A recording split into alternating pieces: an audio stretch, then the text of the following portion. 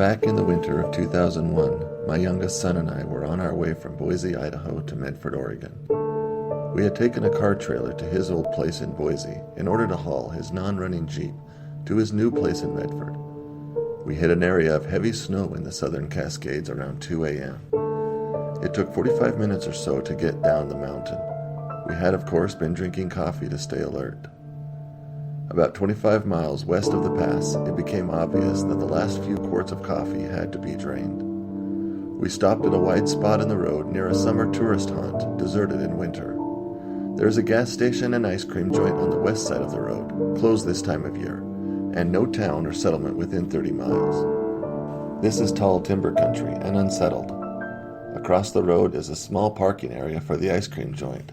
It is paved about 200 feet wide and 80 feet deep. I pulled in, and as I stepped out with a 45 on my hip, it occurred to me in a flash that grabbing the 590 Mossy would be good. As we walked to the far end of the area to be well off the road, the hair on my arms and back of my neck stood on end. The area directly to our front was open, with a depth of 50 yards and a width of almost 100 yards. The night was clear and cold, 8 to 10 inches of snow on the ground, and with the moon almost full, so we could see quite well. While standing and taking a leak, with sun about 15 feet to my right, I saw, as if springing from the earth in front of us across the open area, 10 or 12 creatures moving rapidly back and forth in sort of a thatch weave pattern.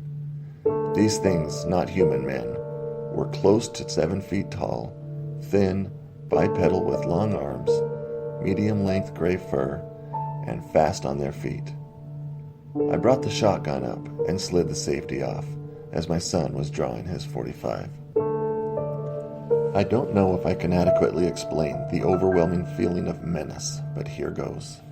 I had been operating on pure instinct since I had stepped from the pickup, the rotten feeling hitting me a split second before the things arrived. The feeling, instinct, was that we were prey and subject to a very bad death, and to be slaughtered and eaten. Not a logical process, gut-filling and massively overwhelming. As they were moving around in front of us, more appeared and mixed in among them, all the while running about as fast in front of us.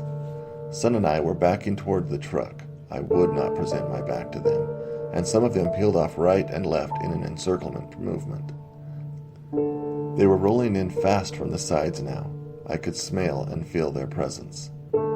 We got to the truck loaded on adrenaline and ready to kill, as we both knew we were in grave danger.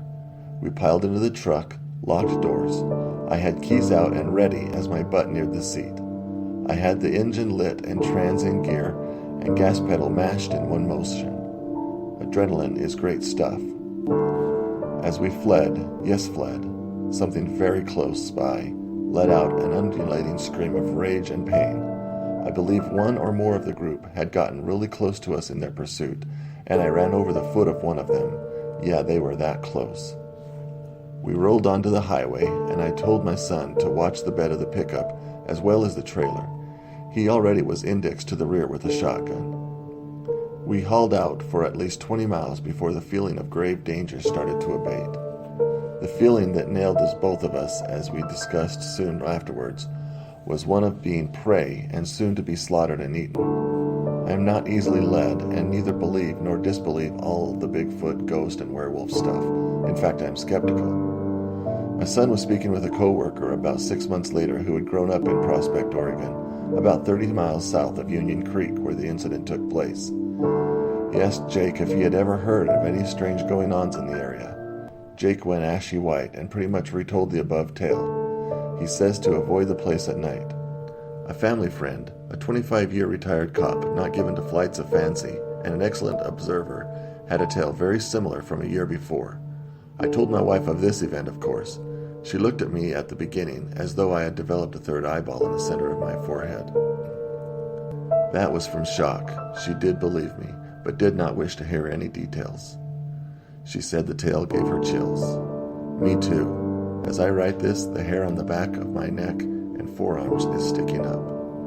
I have not gone back to explore and would not without a large group of shotgun and flamethrower equipped men. My son and I are both sane, sober persons and not taken to hysteria. We were wide, very wide awake as things transpired. We saw and smelled what was there. As a sidebar, neither of us heard footfalls from the creatures. They were silent until I heard one as we were getting out of there. To my knowledge, and I have researched, there is nothing that matches these creatures, unless one considers old legends and folk tales of the were creatures. To conclude, I have to fall back on Elmer Keith's famous line, "Hell, I was there."